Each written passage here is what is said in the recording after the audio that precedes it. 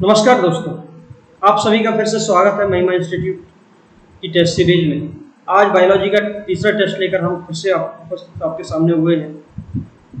आप जो पुराने टेस्ट हो चुके हैं उनको प्लेलिस्ट में देख सकते हैं। महिमा इंस्टीट्यूट के यूट्यूब चैनल प्लेलिस्ट में MPGS टेस्ट के नाम से एक प्लेलिस्ट है, उसमें MP के टेस्ट देख सकते हैं। साथ में जो भी बायोलॉजी के टेस्ट हुए हैं वो भी आप देख सकते हैं। ये बायोलॉजी के टेस्ट सभी परीक्षाओं के लिए, चाहे वो MPPSC हो, UPSC हो या फिर SSC हो, PEB हो, व्यापम हो, जितनी परीक्षा होती हैं प्रतियोगी परीक्षाएं, उनके साथ साथ नीट की परीक्षा के लिए भी ये टेस्ट बहुत महत्वपूर्ण होते हैं, तो इनको आप देख सकते हैं। चलिए तो शुरुआत करते हैं हम आज फिर से एक नए टेस्ट की। तो चलिए पहला क्वेश्चन देखते हैं दोस्तों, कौन सा है। प्लाज्मा में जल का प्रतिशत होता है। तो प्लाज्मा देखिए रक्त होता है दोस्तों, तो रक्त में प्लाज्मा होता है। दूसरा एक RBC होता है, एक WBC होता है और एक होता है प्लेटलेट्स। क्या होता है? प्लेटलेट्स। प्लाज्मा पूरे रक्त का 55% होता है, जबकि RBC, WBC, प्लाज्मा, प्लेटलेट्स ये तीनों होते हैं 45%। RBC का दूसरा नाम क्या है? एरिथ्रोसाइट होता है दोस्तों। WBC का दूसरा नाम ल्यूकोसाइट होता है और प्लेटलेट्स का दूसरा नाम थ्रोम्बोसाइट होता है। अगर RBC की बात करें तो हमारे ऑक्सीजन को ले जाता है और कार्बन डाइऑक्साइड को बाहर निकालता है। WBC हमारे रोगों से बचाता है और ये हमें डेंगू में काम करता है, प्लेटलेट्स। चलिए अगर हम बात करें तो रक्त में प्लाज्मा पाया जाता है, ये द्रव है। क्या है? द्रव है। और इसमें लगभग 90% क्या होता है? पानी पाया जाता है। क्या होता है दोस्तों? पानी पाया जाता है, द्रव पाया जाता है, यानी पानी मिलता है। तो इसका आंसर हो जाएगा 4 नंबर। अगला प्रश्न देखते हैं, नेक्स्ट क्वेश्चन। निम्न में से कौन सा हिस्सा मानव त्वचा का सबसे बाहरी हिस्सा होता है? तो पहली बात तो यह है कि दोस्तों त्वचा हमारा एक टिश्यू है। क्या है? टिश्यू है, यानी कि ऊतक है। ऊतक क्या कहलाता है? ऊतक होता है समान जो सेल होते हैं, एक ही तरह के सेल, वो सब एक साथ जुड़ जाते हैं तो वो ऊतक का काम करते हैं, ऊतक कहलाते हैं। और हमारी त्वचा एक ऊतक है। इसके 2 हिस्से होते हैं। इसके 2 हिस्से होते हैं। अगर बाहरी हिस्से की बात करें तो ये होते हैं एपिडर्मिस। एपी का मतलब बाहर होता है दोस्तों। क्या होता है? एपी का मतलब होता है बाहर, एपिडर्मिस। और दूसरा होता है एंडोडर्मिस। कौन सा होता है? एंडोडर्मिस। एपिडर्मिस और एंडोडर्मिस। तो मानव त्वचा का सबसे भारी हिस्सा कौन सा हुआ दोस्तों? तो मानव त्वचा का सबसे भारी हिस्सा हुआ एपिडर्मिस। त्वचा की अगर बात किया जाए तो त्वचा क्या करता है? त्वचा हमारे शरीर में बाहर पाया जाता है, बाहर पाई जाती है। और त्वचा क्या करती है? हमारे शरीर की सुरक्षा करती है दोस्तों। साथ में ये तापमान को नियंत्रित करती है। पसीने के द्वारा पसीना निकालती है, पसीने में तापमान कम हो जाता है, तापमान को ये नियंत्रित करती है, तापमान को। इससे क्या होता है? पसीना जब आता है तो पसीना गर्म होता है, जिससे हमारे बॉडी का टेम्परेचर उसके साथ में निकल जाता है, जिससे हमें ये लाभ होता है कि हमारा बॉडी का टेम्परेचर 37 डिग्री सेंटीग्रेड बना रहता है। और जब पसीना सूख जाता है तो हमें ठंडा महसूस होता है, क्योंकि पसीना आने के पहले, यानी पसीना आ रहा था उस वक्त हमारे बॉडी का जो टेम्परेचर था 37 डिग्री से अधिक था। लेकिन जैसे ही पसीना आ गया उसके बाद में हमारे बॉडी का टेम्परेचर 37 डिग्री हो गया, इसलिए ऐसा होता है। चलिए, तापमान को भी नियंत्रित करता है। साथ में पसीना खारा होता है, आप लोग जानते हैं। इसका मतलब जो वेस्ट पदार्थ होता है, अपशिष्ट पदार्थ, वो भी ये निकालती है। कौन? त्वचा अपशिष्ट पदार्थों को शरीर से बाहर निकालती है। कौन निकालती है दोस्तों? त्वचा अपशिष्ट पदार्थों को बाहर निकालती है। ठीक है दोस्तों, चलिए नेक्स्ट क्वेश्चन देखते हैं। इसका आंसर बताएं आप लोग सभी। वो आयन जो रुधिर प्लाज्मा में उपस्थित नहीं होता। देखिए दोस्तों, हमारे अगर प्लाज्मा की बात करें तो प्लाज्मा में बहुत सारे आयन होते हैं, लेकिन इन आयनों में एक आयन इनमें जो दिए गए हैं उनमें नहीं होता है। कौन सा है, इसका आंसर बताएं आप लोग। चलिए अब हम बताते हैं आपको। पहला, सोडियम पाया जाता है, कैल्शियम पाया जाता है, मैग्नीशियम पाया जाता है, लेकिन कॉपर नहीं होता, क्योंकि कॉपर जो है वो तांबा होता है और तांबा हमारे शरीर में नहीं होता। चलिए अगला क्वेश्चन देखते हैं दोस्तों। नेक्स्ट, मानव शरीर में त्वचा की सबसे ऊपरी खुली परत को कहा जाता है।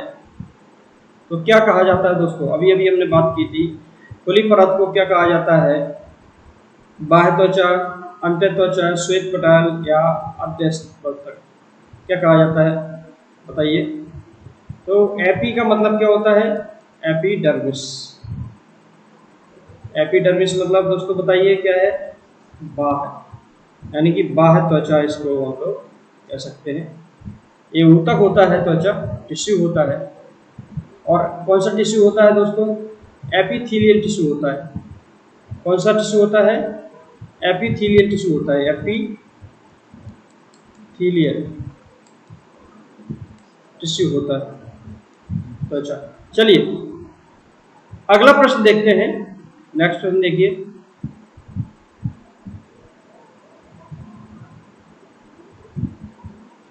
सफेद रक्त कण का मुख्य कार्य है। तो सफेद रक्त कण मतलब WBC क्या करते हैं? WBC हमें क्या करते हैं बताइए। WBC में 5 पार्ट पाए जाते हैं, आप जानते हैं इसके 5 प्रकार होते हैं। एक होता है लिम्फोसाइट, एक होता है मोनोसाइट, एक होता है एस्नोफिल्स, दूसरा होता है वेसोफिल्स और एक होता है न्यूट्रोफिल्स। तो ये सभी मिलकर एक कार्य करते हैं और ये हमारे रोगों से लड़ने का कार्य करते हैं, यानी कि हमारे इम्यून सिस्टम को बढ़ाते हैं। तो WBC का मुख्य कार्य क्या है दोस्तों? रोग प्रतिरोधक क्षमता धारण करना, यानी कि रोगों से लड़ते हैं। लेकिन कार्बन डाइऑक्साइड को कौन ले जाता है? RBC ले जाता है, हमारे शरीर से बाहर निकालता है RBC। RBC इसको ले जाता है। ऑक्सीजन को अंदर कौन ले जाता है? वो भी RBC ले जाता है। तो RBC ऑक्सीजन को ले जाता है, कार्बन डाइऑक्साइड को बाहर निकालता है। अगला प्रश्न देखते हैं, चलिए। एंटीबॉडीज का निर्माण किससे होता है? ये हम लोगों ने कल के क्वेश्चन पेपर में भी देखा दोस्तों, और आज भी बताइए किससे होता है। एंटीबॉडी मतलब कोई भी आक्रमण होता है आपके संक्रमण आपकी बॉडी पर, तो उस आक्रमण को देखें तो जो रोकता है वो एक व्यक्ति है, इसका नाम है WBC। तो इसका आंसर क्या होगा बताइए दोस्तों एंटीबॉडीज का। चलिए हम बताते हैं क्या होता है। एंटीबॉडीज का निर्माण करता है लिम्फोसाइट। कौन करता है दोस्तों? लिम्फोसाइट। और लिम्फोसाइट पाया जाता है WBC में। इसका आंसर हो जाएगा लिम्फोसाइट। अगला प्रश्न देखते हैं दोस्तों, देखिए। सबसे अधिक प्रोटीन पाई जाती है। तो सबसे अधिक प्रोटीन किसमें पाई जाती है बताइए, ये तो आपको पता होगा सभी लोगों को।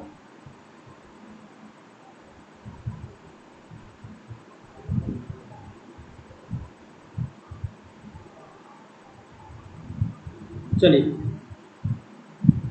ये पाई जाती है सोयाबीन में। किसमें पाई जाती है दोस्तों? सोयाबीन में सबसे अधिक प्रोटीन पाई जाती है।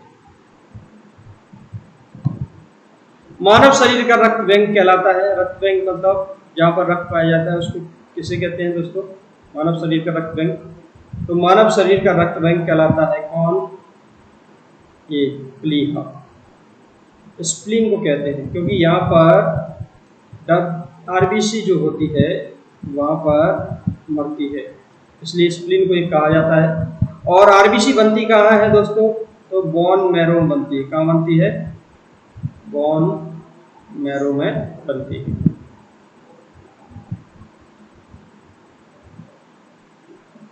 नेक्स्ट क्वेश्चन देखिए।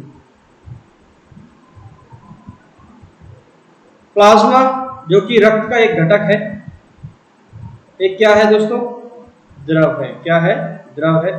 और रक्त में कितना पाया जाता है दोस्तों बताइए? रक्त में 45% पाया जाता है, 55। और इसमें जल की अगर बात करें तो 90% जल पाया जाता है। तो प्लाज्मा क्या है? रक्त का एक घटक है। आंसर हो जाएगा द्रव। दोस्तों कैसा लग रहा है टेस्ट? आप जरूर बताएं, कमेंट जरूर करें, लाइक करें, शेयर करें, अधिक से अधिक लोगों तक इसको पहुंचाएं, इससे सभी लोगों को फायदा होगा। अगला प्रश्न देखते हैं, मानव शरीर में सबसे लंबी अस्थि है। तो दोस्तों हमारे शरीर में कुल 206 हड्डियां होती हैं। कितनी हड्डियां होती हैं? 206 हड्डियां। और इन 206 हड्डियों की बात करें तो 206 हड्डियां कहाँ कहाँ होती हैं? अगर इनकी बात करेंगे हम लोग अभी, 206 हड्डियों में अगर देखा जाए तो इसको दो भागों में बांटा गया है। एक होता है एक्सियल, एक्सियल मतलब अक्षीय कंकाल तंत्र। दूसरा होता है अपेंडिकुलर। कौन होता है? अपेंडिकुलर, अनुबंधीय कंकाल तंत्र। कौन सा होता है? अनुबंधीय। अक्षीय कंकाल तंत्र और अनुबंधीय कंकाल। अक्षीय कंकाल तंत्र में 80 हड्डियां होती हैं, जबकि अनुबंधीय कंकाल तंत्र में होती है हमारी 126 हड्डियां। इस प्रकार 80 और 126 हड्डियां मिलकर हो जाती हैं 206 हड्डियां। अब अगर इनकी बात करें तो कौन कौन से हिस्से होते हैं? तो अक्षीय कंकाल तंत्र बनाए हम लोग तो ये हमारी इसमें खोपड़ी आती है, और ये हमारा वक्षस्थल आता है, और रीढ़ की हड्डी आती है। ये वक्षस्थल में हमारी ये फसलियाँ आती हैं, 12 जोड़ी फसलियाँ होती हैं। ये रीढ़ की हड्डी होती है हमारी पीछे, और ये हमारी खोपड़ी होती है, इसमें सभी हड्डियाँ आती हैं। खोपड़ी में जो हड्डियाँ होती हैं वो 29 हड्डियाँ होती हैं दोस्तों, और वक्षस्थल में जो होती हैं वो 25 हड्डियाँ होती हैं, क्योंकि 12 जोड़ी यानी कि 24 हमारी फसलियाँ होती हैं, इनको जोड़ने वाली एक हड्डी होती है जिसको कहते हैं स्टर्नम। स्टर्नम होती है।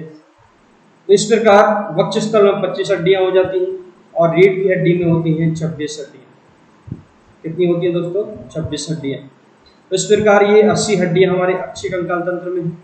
अगर हम बात करें तो अनुबंधीय कंकाल तंत्र की, तो उसमें 2 कंधे की हड्डियां, 4 कंधे की हड्डियां होती हैं, 4। एक होती है पीछे स्कैपुला, दूसरी होती है क्लेविकल। देखिए ये क्लेविकल होगा, दो स्कैपुला होंगे पीछे, और एक हाथ में 30, दूसरे हाथ में 30 हड्डियां, एक हाथ में, दूसरे हाथ में 30। साथ में हमारे 2 कूल्हे की हड्डियां होती हैं, या ये हिपबोन जिनको कहते हैं, और पैरों की हड्डियां होती हैं 30। एक पैर में 30 हड्डियां, दूसरे पैर में भी 30 हड्डियां। तो एक पैर में 30, दूसरे पैर में भी 30, 60। एक हाथ में 30, दूसरे हाथ में भी 30, 60 और 60 120। उसके बाद में 4 कंधे की हड्डियां, एक clavicle scapula, clavicle scapula, 4 hip और 2 हिप बोन, यानी कि 126 हड्डियां होती हैं। इन सभी में फीमर जो है, फीमर हड्डी, जो जांग की हड्डी होती है, जांग फीमर हड्डी सबसे बड़ी होती है, इसलिए फीमर हड्डी को हम कहते हैं सबसे बड़ी हड्डी। और सबसे छोटी हड्डी हमारे कान में पाई जाती है, कान में, इसको कहते हैं स्टेपीज। क्या कहते हैं दोस्तों? स्टेपीज। कान में सबसे छोटी हड्डी पाई जाती है मनुष्य की, मानव की। तो सबसे बड़ी हड्डी जो है फीमर है, जो जांग की हड्डी है, सबसे छोटी स्टेपीज होती है। अगर सबसे भारी हड्डी की बात करें तो निचला जबड़ा होता है, निचला जबड़ा, इसको कहते हैं मैंडेबल। मैंडेबल, निचला जबड़ा होता है मैंडेबल। चलिए अगला देखें दोस्तों, नेक्स्ट। इसका आंसर हो जाएगा लंबी हड्डी कौन सी है? फीमर। अगला प्रश्न देखें,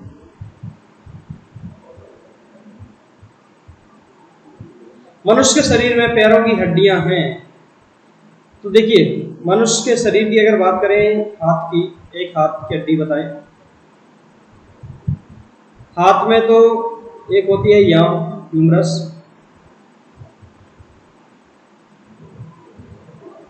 ह्यूमरस,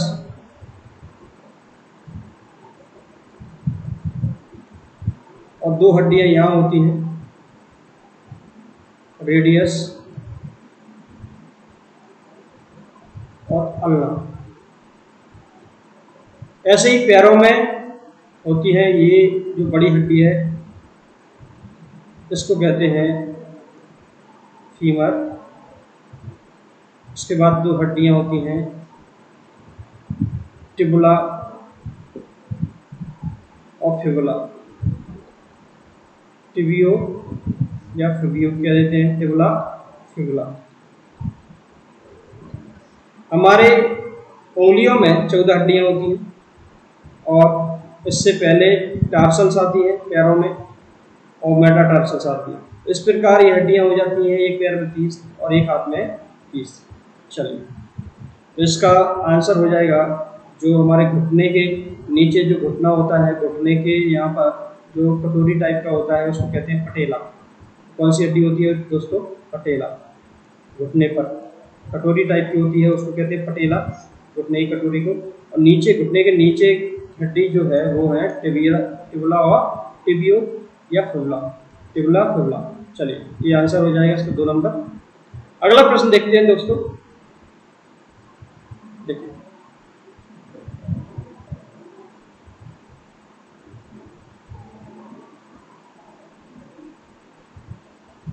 मानव शरीर में 2 हड्डियां आपस में जुड़ी होती हैं। देखिए दोस्तों, हमारे सबसे बाहर की जो परत होती है वो होती है त्वचा। त्वचा को जब हटाएंगे तो नीचे आएगा एरियोलर, जो चोटों को भरता है, घाव को भरता है, एरियोलर, इसको कहते हैं एरियोलर। उसके बाद में इसके नीचे की परत होगी एडिपोस, जो मोटापे के लिए जिम्मेदार होता है, यानी कि वसा का संग्रहण करता है, एडिपोस। उसके बाद में आता है मांसपेशियां, मसल्स आती हैं दोस्तों, मसल्स, मसल्स। उसके बाद में अगर बात करें तो ये हड्डी ये है, ये हड्डी ये है। हड्डी से हड्डी को जो जोड़ता है उसका नाम है लिगामेंट, और हड्डी से हड्डी को कौन जोड़ता है? लिगामेंट। चलिए, लिगामेंट जोड़ता है। और हड्डी से मांसपेशियों को जो जोड़ता है उसका नाम है टेंडन। मांसपेशियां ये है दोस्तों और हड्डी ये है, तो हड्डी से मांसपेशियों को कौन जोड़ता है? टेंडन। कौन जोड़ता है? टेंडन। अगर दूसरा कलर बात करें तो देखिए, ये जो है ये बीच में टेंडन, क्या है? ये टेंडन जुड़ेगा। ये मांसपेशी है, ये हड्डियां हैं। तो हड्डी से मांसपेशी को टेंडन जोड़ता है और हड्डी से हड्डी को कौन जोड़ता है? लिगामेंट जोड़ता है। तो इसका आंसर हो जाएगा दोस्तों कौन सा? बताइए कौन सा हो जाएगा? लिगामेंट, अस्थिबंध। चलिए, अगला देखते हैं। मनुष्य के शरीर में वर्टिब्री इनमें से किसका भाग है? वर्टिब्री मतलब रीढ़ की हड्डी का भाग होता है दोस्तों। और रीढ़ की हड्डी वर्टिब्री से संबंधित है, तो रीढ़ की हड्डी, इसमें रीढ़ की हड्डी में 26 हड्डियां होती हैं। कितनी होती हैं दोस्तों? 26 हड्डियां होती हैं। नेक्स्ट देखते हैं, निम्नलिखित में कौन सी एक अच्छी हड्डी नहीं है? कौन सी एक अच्छी हड्डी नहीं है? तो दोस्तों, आपको पता है कि अक्षीय कंकाल तंत्र में एक खोपड़ी आती है। बताएं इसका आंसर, बताएं। अभी अभी बताया था, खोपड़ी आती है।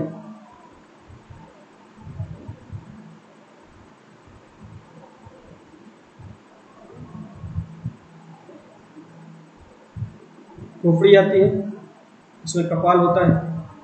दूसरा अगर बात करें तो यहाँ पर वक्षस्थल होता है और ये आता है रीढ़ की हड्डी। तो बताइए कौन सा नहीं होता? तो इसमें कपाल होता है, बिल्कुल होता है दोस्तों। मेरुदंड यानी कि रीढ़ की हड्डी होता है, बिल्कुल। कंधा नहीं होता क्योंकि वो अनुबंधी या पंडिक में आता है, जबकि पसलियां इसमें होती हैं। तो इसमें आंसर हो जाएगा कंधा। कौन सा हो जाएगा दोस्तों? कंधा हो जाएगा। चलिए, अगला प्रश्न देखते हैं। अगला प्रश्न देखिए दोस्तों, देखिए,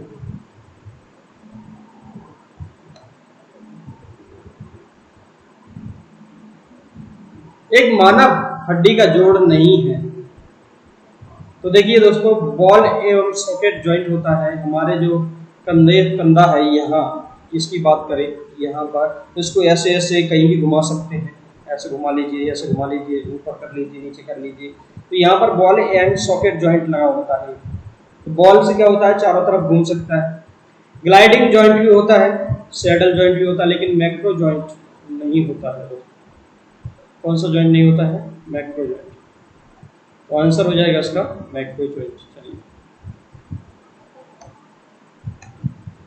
हमारे शरीर में कुल कितनी मांसपेशियां होती हैं दोस्तों? तो हमारे शरीर में हड्डियों के साथ मांसपेशियां भी होती हैं, क्योंकि हड्डियां अकेली दर्द मतलब आवाज करेंगी, मांसपेशियां नहीं होंगी तो स्मूथली नहीं चल पाएंगे, इसलिए मांसपेशियां होती हैं जो हड्डियों को चलाने में मदद करती हैं। और 656 हमारे शरीर में मांसपेशियां पाई जाती हैं। अगला प्रश्न देखते हैं, एक मानव शरीर में अनैच्छिक मांसपेशियां कहाँ होती हैं? ऐच्छिक, अनैच्छिक का मतलब होता है, एक होता है वॉलंटियर, वॉलंटियर मतलब ऐच्छिक जो अपनी इच्छा से चले। दूसरा होता है नॉन वॉलंटियर, यानी कि अपनी इच्छा से ना चले, अपने आप चले। तो वॉलंटियर ऐच्छिक मतलब अपना हाथ अपनी इच्छा से चलता है, पैर अपनी इच्छा से चलता है, जबान अपनी इच्छा से चलता है, दिमाग अपनी इच्छा से चलता है। लेकिन ऐसी जो मांसपेशियां होती हैं जो अपनी इच्छा से चलती हैं उनको वॉलंटियर कहते हैं। लेकिन जैसी मांसपेशियां जो अपनी इच्छा से नहीं चलती हैं उनको नॉन वॉलंटियर या अनैच्छिक मांसपेशियां कहते हैं। लेकिन दिल को आप अपनी इच्छा से नहीं चला सकते, तो दिल में जो होती है यानी कि हृदय में, वो अनैच्छिक मांसपेशियां होती हैं। कौन सी होती हैं दोस्तों? अनैच्छिक मांसपेशियां होती हैं। अगला प्रश्न देखते हैं, मानव शरीर में सबसे बड़ी अंतःस्रावी ग्रंथि इनमें से कौन सी है? पहली बात तो यह है कि अंतःस्रावी ग्रंथि कौन सी होती है दोस्तों? अंतःस्रावी ग्रंथि। दूसरा होता है बहिस्रावी ग्रंथि। ग्रंथि कौन सी होती है? अंतःस्रावी ग्रंथि जो होती हैं वो हमारे हार्मोन निकालती हैं, हार्मोन का उत्सर्जन करती हैं। और बहिस्रावी वो होती हैं जो एंजाइम का उत्सर्जन करती हैं। अंतःस्रावी ग्रंथियों की बात करें तो इसमें सबसे बड़ी जो अंतःस्रावी ग्रंथि है वो, और सबसे छोटी जो अंतःस्रावी ग्रंथि है वो, दोनों की बात करें तो हमारे जो गला है, गले में यहाँ पर ये जो है थायराइड, तो इस थायराइड को कहते हैं हम सबसे बड़ी अंतःस्रावी ग्रंथि। कौन है? थायराइड। और सबसे छोटी जो होती है वो होती है पिट्यूटरी, यानी कि पीयूष ग्रंथि सबसे छोटी ग्रंथि होती है। इसको मास्टर ग्रंथि भी कहा जाता है। मास्टर ग्रंथि क्यों कहते हैं? क्योंकि दोस्तों थायराइड को यही चलाता है, पैराथायराइड को यही चलाता है, एड्रिनल इनको भी ये मैनेज करता है। इसका मतलब ग्रंथियों को मैनेज करता है, इसलिए पीयूष ग्रंथि को हम मास्टर ग्रंथि के नाम से भी जानते हैं। ये कहाँ होती है? ये मस्तिष्क के आधार में होती है, यहाँ पर होती है, यहाँ देखिए, यहाँ पर मस्तिष्क के आधार में होती है। चलिए अगला प्रश्न पर चलते हैं हम लोग। मानव शरीर में सबसे छोटी अंतःस्रावी ग्रंथि निम्न में से कौन सी है? तो ये अभी हम देख चुके हैं कौन सी है दोस्तों। तो ये है, बताइए कौन सी है, बताइए, कमेंट करें। चलिए, ये है पीयूष ग्रंथि। कौन सी है दोस्तों? पीयूष ग्रंथि, पिट्यूटरी ग्लैंड, और मस्तिष्क के आधार में होती है। चलिए अगला प्रश्न देखते हैं, थायराइड ग्रंथि का स्थान कहाँ है? बताइए दोस्तों, थायराइड ग्रंथि कहाँ है? थायराइड ग्रंथि हमारी कहाँ पर है? तो ये है हमारे यहाँ पर। ये क्या है? ये ऊपर नीचे करते हैं तो थायराइड ग्रंथि यहाँ पर है, ये देखिए। तो ये कहाँ पर है दोस्तों? गले में। तो गला में थायराइड हमारी ग्रंथि है, ये सबसे बड़ी अंतःस्रावी ग्रंथि कहलाती है। ये थायरॉक्सिन नामक हार्मोन प्रोड्यूस करती है। अगर थायरॉक्सिन ना निकाले तो गलघोटू यानी कि गले का रोग हो जाता है, गलघोटू। आयोडीन की कमी से जो होता है वो आयोडीन, अगर आयोडीन युक्त नमक नहीं खाएंगे तो ये जो आयोडीन है वो तो उसकी कमी से ये फूल जाएगा, इससे ये गलघोटू रोग हो जाएगा। निम्नलिखित में कौन मास्टर ग्रंथि कहलाती है दोस्तों? तो बताइए कौन सी है? तो मास्टर ग्रंथि कौन सी है? मास्टर ग्रंथि कहलाती है जो, अच्छा मास्टर ग्रंथि की बात कर लेते हैं थोड़ा सा। Pituitary gland, pituitary gland, pituitary gland इसको मास्टर ग्रंथि क्यों कहते हैं, यानी कि पीयूष ग्रंथि को मास्टर ग्रंथि इसलिए कहा जाता है क्योंकि ये कई सारे हार्मोनों को उत्तेजित करती है, यानी कि उनको चलाती है, मैनेज करती है, उत्तेजित करती है, एक्साइट करती है। एक होता है इसमें, एक हार्मोन की बात करें तो एसटीएच, दूसरा होता है टीएसएच, तीसरा होता है एसीटीएच। इनकी तीनों की बात कर लेते हैं, और भी चलाती है लेकिन इन तीनों की बात करें तो एसटीएच का मतलब होता है सोमैटोट्रोपिक हार्मोन। कौन सा होता है दोस्तों? सोमैटोट्रोपिक हार्मोन। दूसरा कौन सा है? Thyroid stimulating hormone. अब बात यह है कि एक्चुअल में क्या है। सोमैटोट्रोपिक हार्मोन जो है इसको कहते हैं ग्रोथ हार्मोन। क्या कहते हैं दोस्तों? Growth hormone. अगर ये बच्चों में कम रहे तो उनकी लंबाई नहीं बढ़ती और बौनापन आ जाता है। अगर ये वयस्कों में ज्यादा सक्रिय हो जाए तो उनकी उंगलियां बढ़ जाती हैं। किसी किसी व्यक्ति की आपने देखी होंगी उंगलियां लंबी होती हैं, और वो उंगलियां लंबी इसलिए होती है क्योंकि एसटीएच जो हार्मोन है वो प्रोड्यूस हो जाता है ज्यादा। एसटीएच हार्मोन ज्यादा प्रोड्यूस होता है और ग्रोथ हार्मोन इसको कहते हैं। इसका मतलब ये हुआ कि ग्रोथ हार्मोन जो है इसमें बच्चों में होना जरूरी है। अगर बच्चे में नहीं होगा तो बच्चे छोटे रह जाते हैं, बौने रह जाते हैं, तो इसको ग्रोथ हार्मोन हम लोग कहते हैं। टीएसएच मतलब थायराइड स्टिमुलेटिंग हार्मोन। अगर थायराइड ग्रंथि को चलाता है, यानी कि थायरॉक्सिन हार्मोन को प्रोड्यूस करवाता है थायराइड, यानी कि पिट्यूटरी ग्लैंड जो है थायराइड को चलाती है। एड्रीनो, चौथा तीसरा जो है एड्रीनो कॉर्टिकोट्रोपिक हार्मोन, यानी कि जो हमारी बात करें दोस्तों, अगर बात करें एड्रीनोकॉर्टिकोट्रोपिक हार्मोन की बात करें तो ये हमारी एड्रिनल ग्रंथि को चलाता है, यानी कि हमारी जो किडनी है, किडनी के ऊपर ग्रंथि होती है एड्रिनल ग्लैंड जो किडनी को मैनेज करती है, तो उसको ये स्पीड करता है, इसको चलाता है। तो देखिए समझ आ गया दोस्तों, इसलिए इसको मास्टर ग्रंथि के नाम से भी जाना जाता है। तो इसका आंसर हो गया पीयूष ग्रंथि।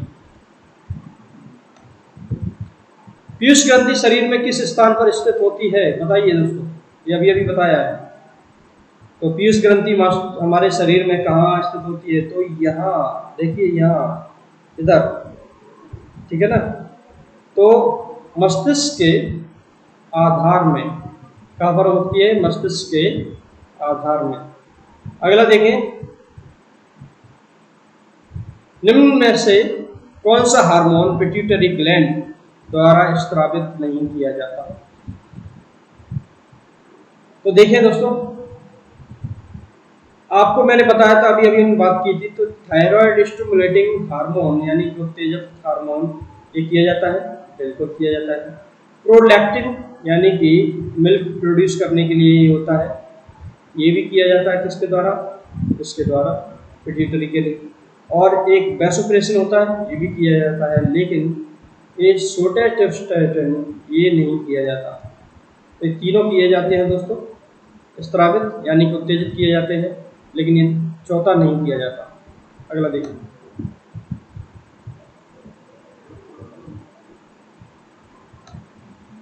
वृद्धिकर हार्मोन बनाया जाता है, ग्रोथ हार्मोन। आपने देखा था एसटीएच, सोमैटोट्रोपिक हार्मोन, वृद्धिकर हार्मोन, ग्रोथ हार्मोन। ये अगर बच्चों में नहीं होगा तो बौनापन रहेगा, अगर बड़ों में हो जाएगा तो उनके हाथों की उंगलियां बढ़ जाएंगी। तो इसको पीयूष ग्रंथि ही चलाता है, बनाया जाता है। चलिए अगला प्रश्न देखते हैं दोस्तों। तो कैसा लग रहा है दोस्तों आपको टेस्ट, जरूर बताएं। मनुष्य के शरीर की वह ग्रंथि जो एंजाइम और हार्मोन दोनों स्रावित करती है। मनुष्य के शरीर की वह ग्रंथि जो एंजाइम और हार्मोन दोनों स्रावित करती है, यानी कि मिश्रित ग्लैंड, मिश्रित ग्रंथि, मिक्स्ड ग्लैंड। और मिक्स्ड ग्लैंड जो होती है उसका नाम है पैंक्रियास, अग्नाशय। पैंक्रियास मतलब अग्नाशय, अग्नाशय कहते हैं। ये एंजाइम और हार्मोन दोनों प्रोड्यूस करती है। एंजाइम निकालती है, साथ में ये इंसुलिन हार्मोन भी निकालती है। और इंसुलिन हार्मोन जो होता है वो शुगर को कम करता है, यानी कि शुगर की बीमारी को रोकता है, यानी कि डायबिटीज, तो डायबिटीज को रोकता है। इसकी कमी से अगर इंसुलिन नहीं होगा तो डायबिटीज हो जाएगा। क्या हो जाएगा दोस्तों? डायबिटीज हो जाएगा। तो इसमें अग्नाशय हो जाएगा, इसका आंसर क्या हो जाएगा? अग्नाशय। अगला प्रश्न देखते हैं नेक्स्ट। कौन सा हार्मोन रक्त में शर्करा की मात्रा नियंत्रित करता है? तो शर्करा मतलब डायबिटीज वाला, और डायबिटीज आपको पता है कौन सा करता है, बताइए, बताएं। क्या ग्लूकोजन करता है? नहीं। थायरॉक्सिन करता है? नहीं। थायरॉक्सिन तो ये यहाँ पर यानी कि थायराइड ग्रंथि से निकलता है। ऑक्सीटोसिन जो पैराथायरॉइड से निकलता है। हमारी जो थायराइड ग्रंथि होती है ना दोस्तों, वो तितली के आकार की होती है, ऐसे होती है। ये थोड़ा सा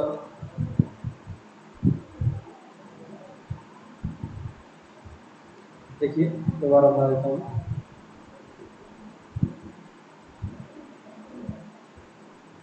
ऐसे होती है। और इसके पीछे 4 पॉइंट प्रकार की ग्रंथि और होती है, उसको कहते हैं पैराथायरॉइड, और ये निकालती है ऑक्सीटोसिन। अगर ये दिक्कत आ जाए, पैराथायरॉइड में प्रॉब्लम हो जाए, तो पथरी हो जाती है। क्या हो जाती है दोस्तों? पथरी हो जाती है, क्योंकि ये कैल्शियम की मात्रा को नियंत्रित करती है, कैल्शियम की मात्रा। चलिए, तो इसका आंसर हो जाएगा, बताइए, इंसुलिन। तो ये डायबिटीज को कंट्रोल करता है। अगला प्रश्न देखते हैं।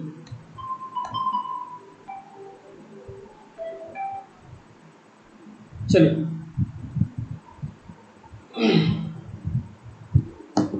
अश्रु ग्रंथि कहाँ स्थित होती है? आंसू की ग्रंथि कहाँ स्थित होती है दोस्तों, बताइए। तो आंसू कहाँ से निकलते हैं? आंसू हमारी आंख से निकलते हैं। कहाँ से? आंख से। तो नेत्र गुहा में। इसमें आंख में दोस्तों जो हमारी आंख होती है उसके बाहर ये परत होती है, उसको कहते हैं कॉर्निया। इसी का दान किया जाता है। इसके बाद में अंदर जो है वो एक द्रव भरा रहता है, इसको कहते हैं एक्वस ह्यूमर, एक्वस ह्यूमर। और एक्वस ह्यूमर से ही हमें आंसू निकलते हैं, हमारे क्या निकलते हैं? आंसू। चलिए, अब जब आई के क्वेश्चंस आएंगे तो हम लोग इसकी बात करेंगे, पूरे पूरे बात करेंगे। चलिए नेक्स्ट देखिए। अगला, 20 वर्ष की आयु पर मानव शरीर में हड्डियों की संख्या होती है लगभग। तो 20 वर्ष मतलब हम वयस्क हो चुके हैं दोस्तों, और वयस्क में हमारी हड्डियां होती हैं 206। कितनी होती हैं? 206 हड्डियां होती हैं। इसमें लगभग दिया गया है, तो लगभग में हम 200 लगा सकते हैं, या फिर उनमें से लगभग में 200 आ जाएगा, क्योंकि 206 होती है। अगर एग्जैक्ट पूछता तो एग्जैक्ट में 206 लगानी होती, तो इसका आंसर हो जाएगा 200। लगभग पूछा गया है इसलिए, अगर एग्जैक्ट बताना है तो 206 हो जाएगी। तो इसका आंसर लगभग लगभग पूछा है तो 200 के आसपास होती है। चलिए, वैसे इनमें से अगर ये लगाना चाहे तो ये भी हो सकता है, पर्याप्त में से कोई नहीं। तो वैसे इसका सही आंसर जो होगा वो पर्याप्त में से कोई नहीं होगा, क्योंकि लगभग पूछा है तो लगभग में 1 2 4 चल जाता है, 6 का अंतर हो रहा है। खैर, देखें आगे, अगला क्वेश्चन देखें। हमारे शरीर की लघुत्तम हड्डी पाई जाती है, बताइए कहाँ पाई जाती है? हमारे शरीर की लघुत्तम हड्डी है स्टेपीस। कौन सी है दोस्तों? स्टेपीस। और स्टेपीस कहाँ पाई जाती है? कान में पाई जाती है। कहाँ पाई जाती है? कान में। अगला क्वेश्चन देखिए। मनुष्य की खोपड़ी में कुल कितनी अस्थियां होती हैं, ये आप जानते हैं कितनी होती है, बताइए। मनुष्य की खोपड़ी में 29 होती हैं, ये आपने देखा है। 29 हड्डियां मनुष्य की खोपड़ी में होती है। चलिए अगला प्रश्न देखते हैं, निम्नलिखित में कौन सा लवण मानव हड्डियों में सर्वाधिक मात्रा में पाया जाता है। तो हमारी हड्डियां किससे बनी होती है दोस्तों, तो हमारी हड्डियां बनी होती हैं, बताइए किससे बनी होती हैं, कैल्शियम से।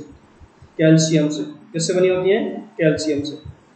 और कैल्शियम, और आपको ये भी पता है कि चिता में जो आग लगती है, जब भी कोई आदमी मर जाता है, कोई व्यक्ति, उसके बाद में उसमें आग लगा दी जाती है चिता में, तो वो बुझती नहीं है। उसका रीजन क्या है, क्योंकि वो फॉस्फोरस में पाया जाता है। क्या पाया जाता है, फॉस्फोरस। हमारी हड्डियों में फॉस्फोरस पाया जाता है, इसलिए वो लगातार जलता रहता है। तो कैल्शियम फॉस्फोरस हमारी हड्डियों में पाया जाता है, तो कैल्शियम फॉस्फोरस इसका आंसर हो जाएगा। अगला देखें, मनुष्य के शरीर में पसलियों के कितने जोड़े होते हैं। तो पसलियां कितनी होती हैं दोस्तों, बताइए। वक्षस्थल में पाई जाती हैं 25 हड्डियां। इनमें से एक हड्डी होती है जोड़ने वाली, कौन सी, स्टर्नम। और स्टर्नम को हटा देंगे तो कितनी बचेंगी, 24। 24 मतलब कितने जोड़े बने, 12। चलिए तो 12 जोड़े होते हैं आंसर। चलिए देखें, तो 12 जोड़े। नाखून काटते समय दर्द नहीं होता है, क्योंकि, बताएं क्यों नहीं होता है। क्योंकि नाखून जो होते हैं वो मृत कोशिकाओं के बने होते हैं, जिनमें रक्त संचरण नहीं होता। अगर हमारा जीवित नाखून कट जाता है तो उसमें दर्द होता है, क्योंकि उसमें कोशिकाएं जीवित होती हैं। चलिए